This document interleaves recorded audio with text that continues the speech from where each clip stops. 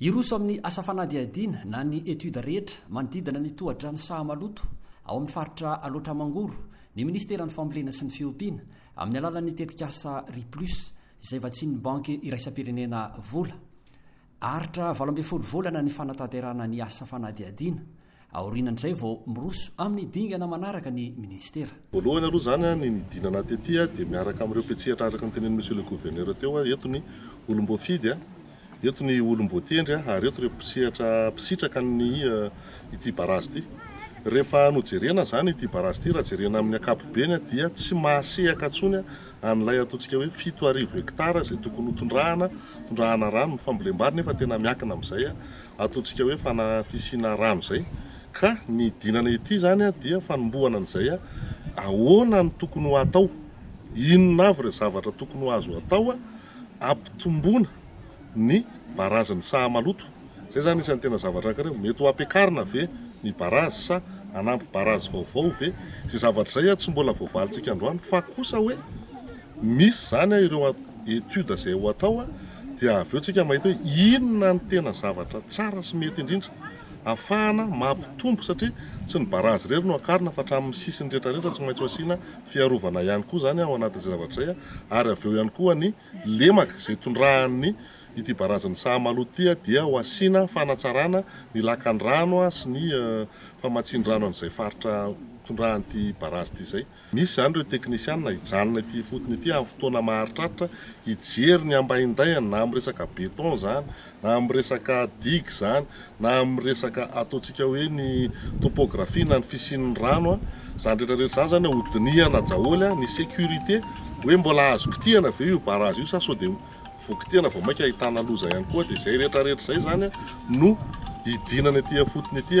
dia hijanona ety ry zareo dia rehefa vita izay zavatra izay dia manao tatitra izy dia manapa-kevitra andreo hoe inona ilay tena zavatra mety indrindra anaovana an'ilay travaux-ny fanatsarana ny barazan'ny sahamaloto. Marina fa manotraka velaran-tany 7,000 hektara ny tohadrano ankehitriny fa raha vita ny asa fanavozana rehetra dia afaka anotraka hatramin'ny 2,000 hektara eo. Naneo ny fahavononany ireo tantsaha vahoaka eny fotony hifanolo-tanana amin'ny fitondram-panjakana amin'ny fanatanterahana ny asa. Voalohany dia makasitraka ny fitondram-panjakana izay tarihan'ny Andriamatoa Filoha Andry Rajoelina mahatsiaro ny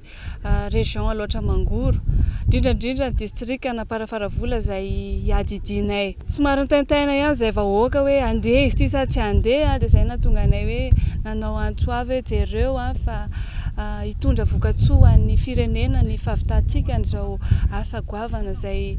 anomboka izao. Dia ny andrasanay dia hoe engane mba handeha tsara ny etude izay atao satria tsy tombontsoa ho an'ny district Anamparafaravola ihany ny fahavitana izao